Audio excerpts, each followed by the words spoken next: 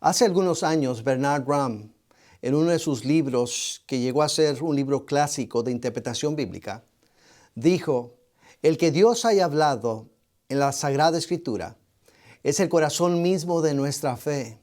Y sin esta certidumbre se nos dejaría en lo dubitativo o en lo relativo y dubitativo del conocimiento humano. Dijo: Dios ha hablado, pero ¿qué ha dicho? Dios ha hablado incumbe a la teología, puesto que la teología se fundamenta en la revelación de Dios, en lo que Dios ha comunicado del hombre.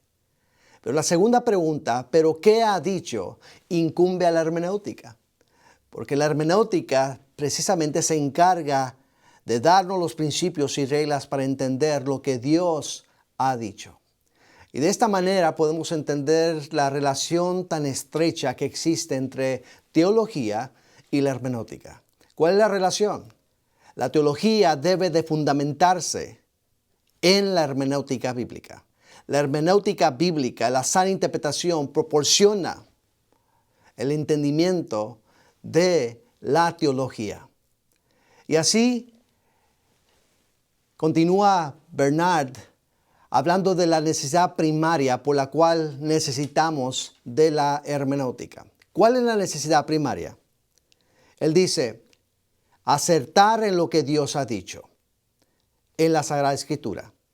Determinar el significado de la palabra de Dios. No hay provecho alguno para nosotros si Dios ha hablado y no podemos entender lo que ha dicho. Por tanto, dice Ramm, es nuestra responsabilidad determinar el significado de lo que Dios nos ha dado en la Sagrada Escritura.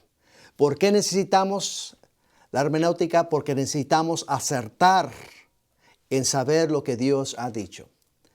Pero la necesidad secundaria o la segunda necesidad que tenemos es de llenar el vacío o distancia entre nuestras mentes y las mentes de los escritores bíblicos. Hay un mundo de diferencia entre nuestros tiempos y los tiempos bíblicos. Hay un abismo que existe entre nosotros y el tiempo que se desarrollaron y que escribieron los autores bíblicos. Si hemos de entender nosotros el día de hoy qué es o qué fue lo que escribieron los escritores bíblicos, tenemos que llenar esos vacíos. Familiarizándonos con qué cosas. Bueno, primeramente hay que familiarizarnos con los idiomas bíblicos. La Biblia no fue escrita en español, ni en inglés, ni en ruso. La Biblia fue escrita realmente en 3 diferentes idiomas. La mayor parte del Antiguo Testamento, como muchos de ustedes ya saben, fue escrito en hebreo. El hebreo solamente tiene 22 consonantes y no tiene vocales. Y se lee de derecha a izquierda, completamente diferente a como nosotros leemos y nos comunicamos. Sin embargo, como decía, gran parte de la revelación de Dios en el Antiguo Testamento viene escrito en hebreo. Pero también hay otras porciones, tales como Esdras y el libro de Daniel, que fueron escritas en otro idioma, lo que se conoce como el arameo, que tiene ciertas afinidades al hebreo. Y era el idioma de Palestina en los tiempos de Jesucristo.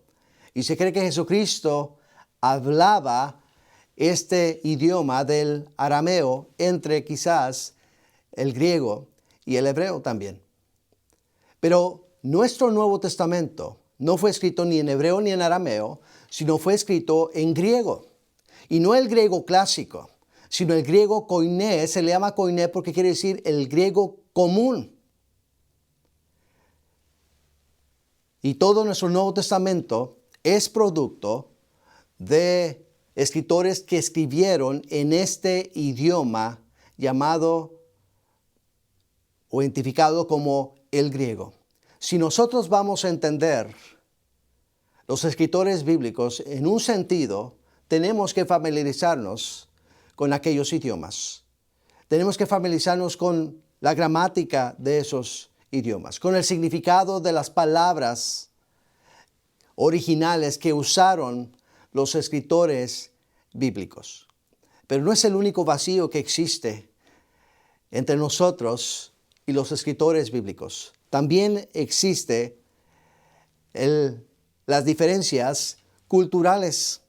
Ahora, por cultura entendemos todo lo que es el modus vivendi de una persona. Su prácticas, sus creencias, sus artefactos, etcétera. La vida del mundo en el cual se escribió nuestro Antiguo Testamento y Nuevo Testamento. Cuando estudiamos la Biblia, nos damos cuenta que hay ciertas prácticas que encontramos extrañas y que si no nos familiarizamos con la cultura de aquel entonces, fácilmente podemos distorsionar el pasaje o podemos malentender lo que el autor bíblico está diciendo. Por ejemplo, la Biblia nos habla de un saludo llamado el ósculo santo en Romanos 16:16. Decimos, ¿qué es el ósculo santo? ¿Qué es eso del beso santo? Efesios capítulo 6 se dirige a una iglesia que estaba compuesta de amos, y estos amos creyentes tenían siervos, esclavos, que les pertenecían y que también eran creyentes. Esa era parte de la cultura, algo completamente diferente al día de hoy.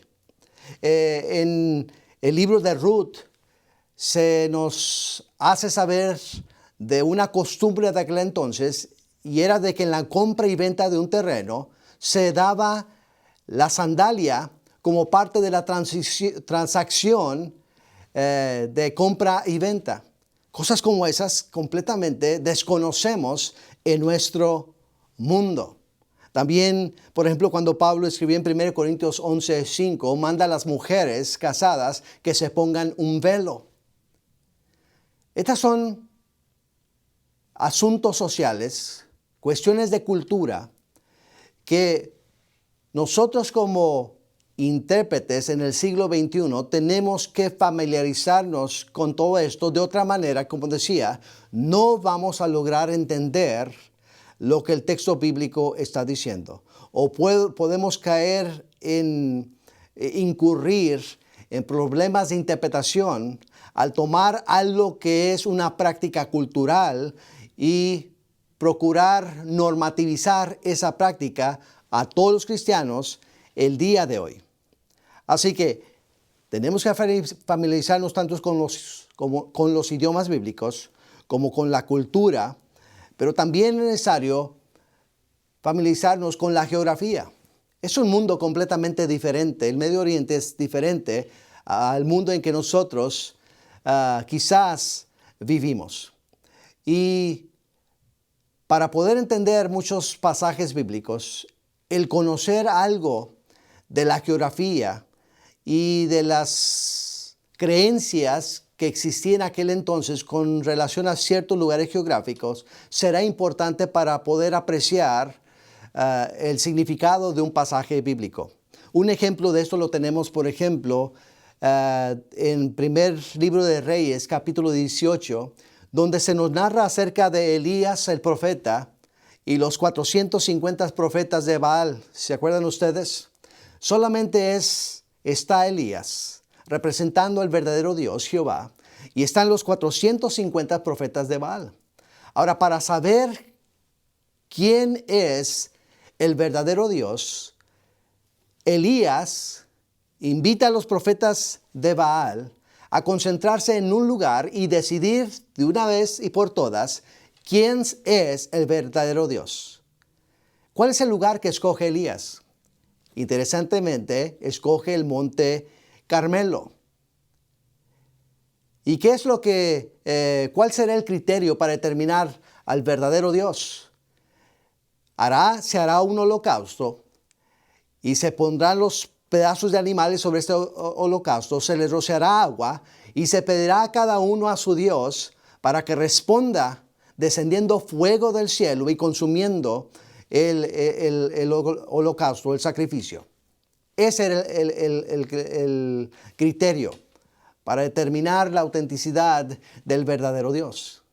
¿Se ha puesto a pensar ustedes por qué el Monte Carmelo? ¿Y por qué fuego del cielo? En realidad, cuando estudiamos un poquito de historia, de geografía, nos damos cuenta que para los profetas de Baal en su religión, Baal se creía que habitaba ¿dónde? En el Monte Carmelo.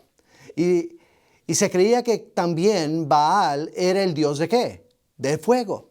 Entonces, ¿qué estaba haciendo Elías? Elías estaba haciendo algo así como invitando al equipo contrario a jugar en su propia casa y poner todas las ventajas al equipo contrario para ganar. ¿Se da cuenta?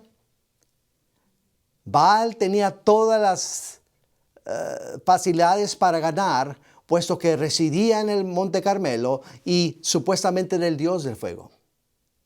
Hermanos, cosas como estas podemos perder de vista y pasar por alto si no vemos muchas de las veces estos asuntos de geografía. ¿Pero qué de historia? Estamos separados por una distancia histórica. Si vamos a entender a los escritores bíblicos, tenemos que remontarnos a su periodo histórico. De otra manera, de nuevo, no vamos a poder entender lo que se está comunicando. Un ejemplo de esto lo encontramos en segunda carta de Juan. En segunda carta de Juan, los versículos 10 y 11, Juan el apóstol dice algo que suena extraño. Escuche bien lo que él dijo. Si alguno viene a vosotros y no trae esta doctrina, no lo recibáis en casa, ni le digáis bienvenido, porque el que le dice bienvenido participa en sus malas obras. ¿Escuchó bien lo que Juan está diciendo? ¿Acaso Juan nos está exhortando a todos los cristianos a ser descorteses con las personas que no creen igual que nosotros? ¿Acaso Juan está contradiciendo las palabras de Jesucristo cuando dijo, id y predicad el evangelio a toda criatura? Id a ser discípulos a todas las naciones. ¿Acaso hay una contradicción aquí? No hay ninguna contradicción. Pero entonces, ¿cómo entendemos estas palabras de Juan en su segunda carta, versículos 10 y 11? Una de las cosas que vamos a aprender a hacer en este curso es aprender a leer cartas como un todo y libros como un todo. Más adelante voy a explicar sobre eso, pero es importantísimo leer cartas como un todo. Una de las razones por la cual muchas de las veces dos versículos así nos confunden y creemos que enseñan una cosa cuando están enseñando otra cosa es porque solamente leemos esa porción y no estamos acostumbrados a leer ¿qué? Toda la carta. Cuando tú recibes una carta, ¿qué parte de la carta lees? Toda la carta, ¿no es cierto? Si vas a entender el significado de una de las partes de la carta, ¿qué haces? No empiezas leyendo una parte de la carta, empiezas leyendo ¿qué? Toda la carta. Y si hay una parte de la carta que no entiendes, procuras leer esa parte a la luz de ¿qué? De toda la carta.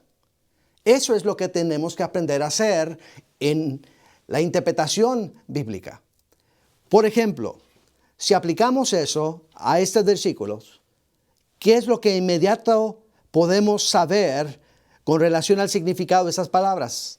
Del versículo 10 y 11. Si alguno viene a vosotros, ¿quién? ¿De quién está hablando ahí? Otra vez, para eso no tenemos que ser creativos. Para esto no se trata de inventar. No, hay que saber con precisión a quién se refiere por si alguno viene a vosotros. Entonces, ¿qué tenemos que hacerlo? ¿Cómo sabremos? Ver el contexto. Y mire, si leyéramos toda la carta y, por ejemplo, llegáramos al versículo 7 y empezáramos a leer, creo que nos ayudaría a entender mejor a qué se refiere. Escuche bien lo que dice el versículo 7.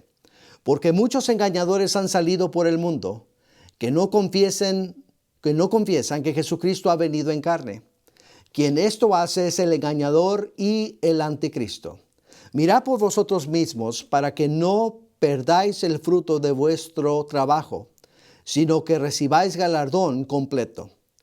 Cualquiera que se extravía y no persevera en la doctrina de Cristo, no tiene a Dios. El que persevera en la doctrina de Cristo, ese sí tiene al Padre y al Hijo. Escuche bien, si alguno viene a vosotros, ¿a quién se refiere al alguno? Bueno, a estas alturas ya sabemos, ya podemos responder. ¿A quién? A los engañadores. ¿Qué engañadores? A los engañadores que no confiesan que Jesucristo ha venido en carne. A engañadores falsos maestros que niegan la encarnación de Jesucristo. Es a estas personas que Juan tiene en mente cuando dice, si alguno viene a vosotros. Y continúa diciendo, y no trae esta doctrina. ¿Cuál doctrina? Bueno, la doctrina que mencionó anteriormente. La doctrina de que Jesucristo no ha venido en carne. La doctrina de la encarnación.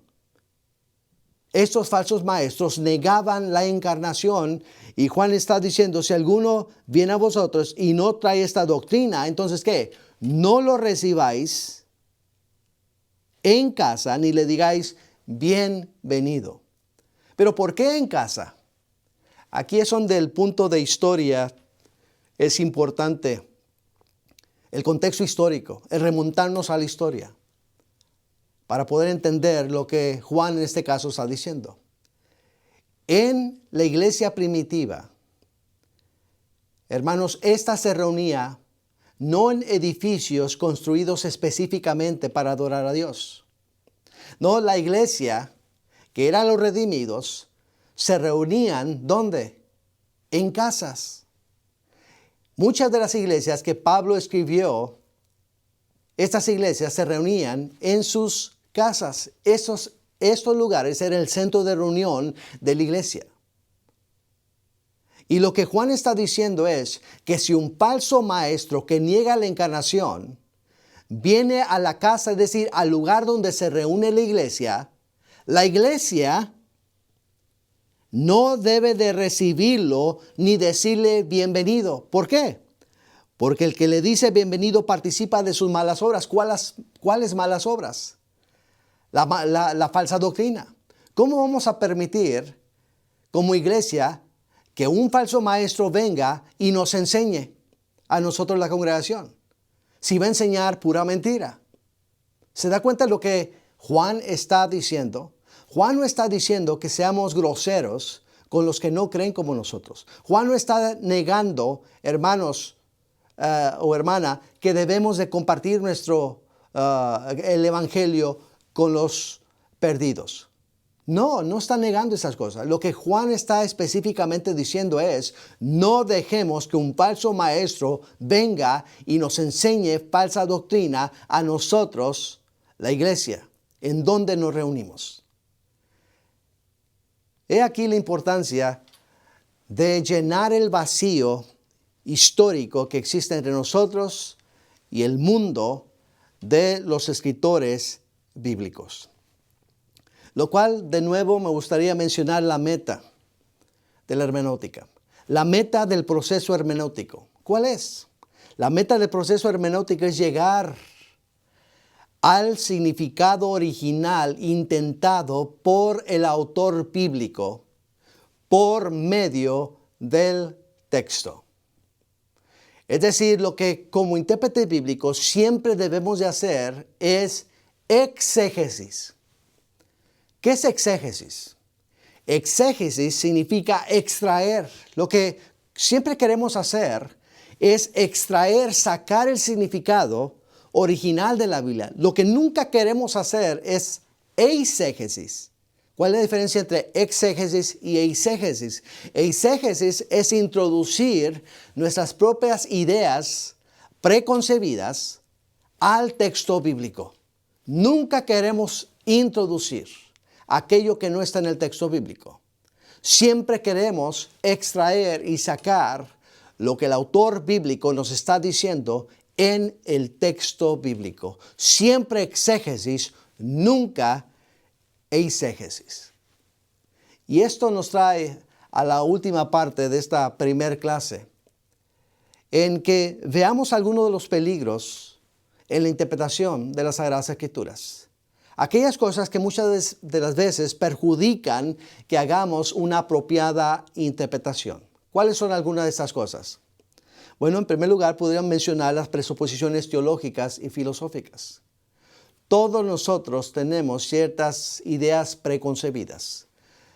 Algunas de estas ideas son verdad, otras de estas ideas quizás no lo son.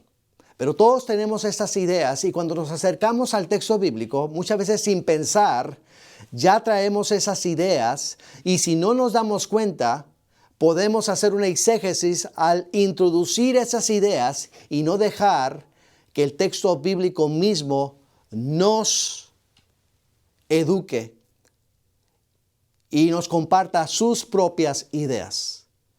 Todos nosotros corremos el riesgo de dejar que nuestras ideas teológicas o filosóficas perjudiquen nuestra interpretación de las Sagradas Escrituras. Como les decía, no es que sea malo o mala muchas de las ideas que ustedes pueden tener.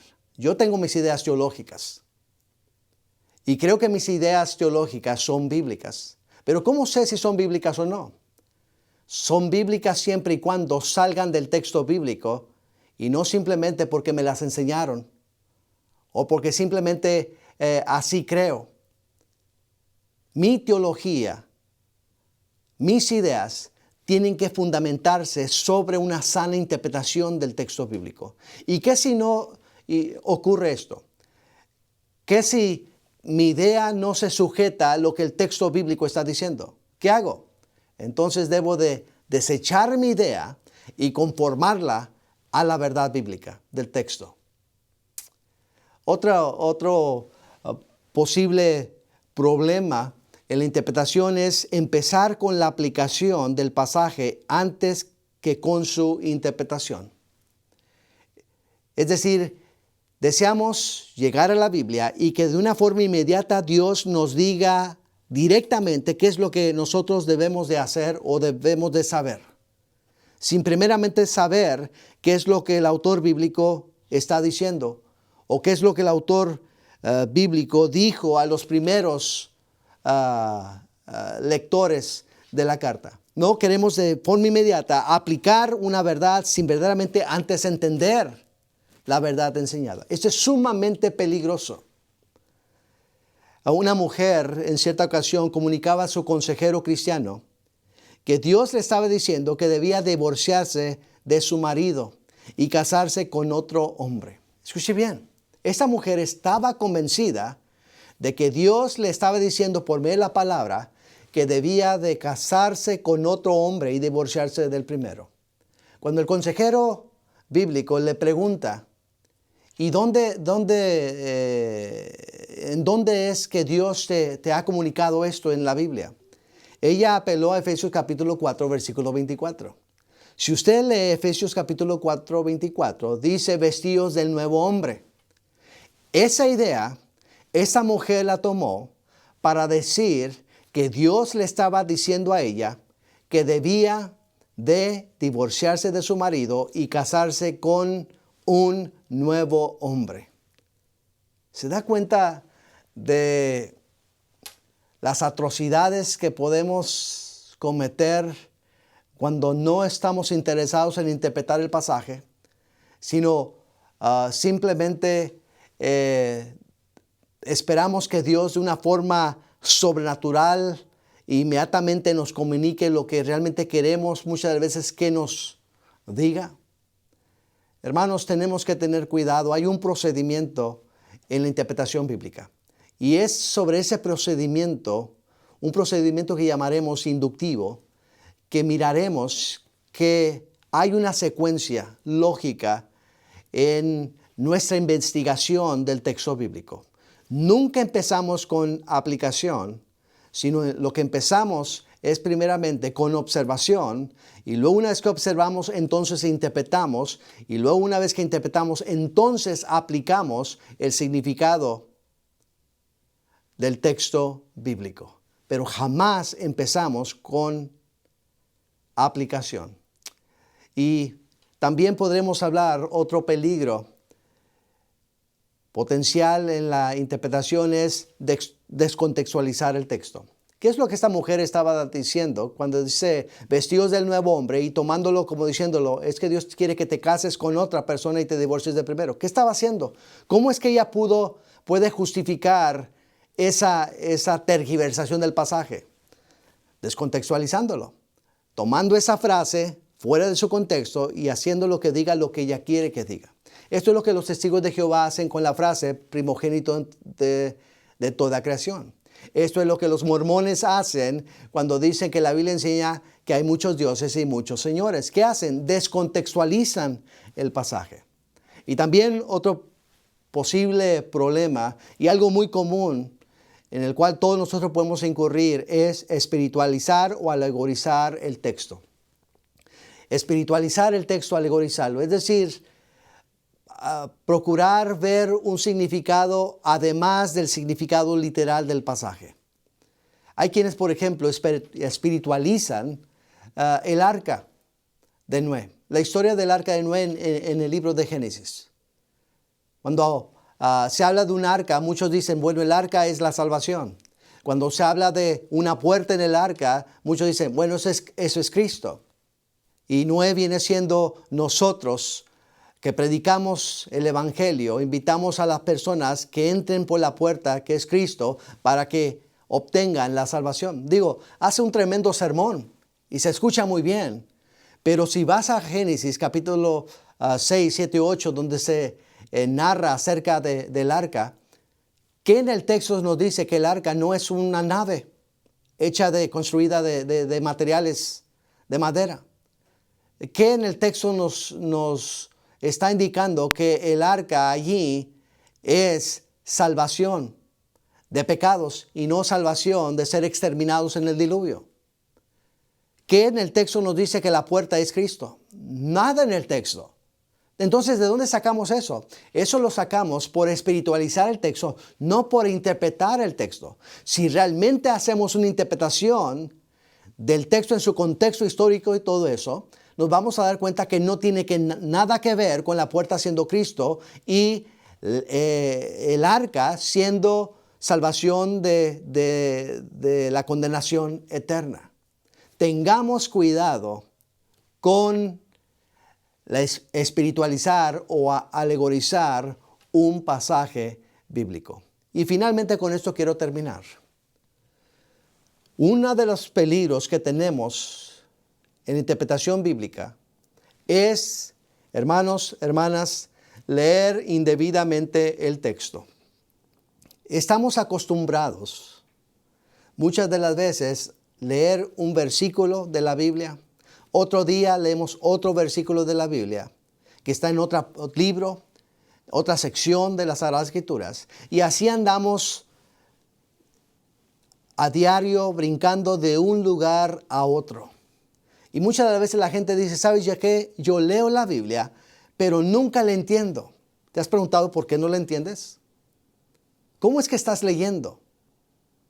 Algo interesante que la gente hace con la Biblia, pero que no lo hace con la demás literatura. Por ejemplo, cuando tú lees un periódico y estás interesado en un artículo del mismo, ¿qué haces? ¿Dónde empiezas a leer el artículo? ¿A la mitad del artículo?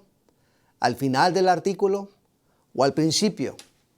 ¿Qué haces? ¿Cuál es el procedimiento? Sin duda, creo que lo primero que haces es ves el encabezado.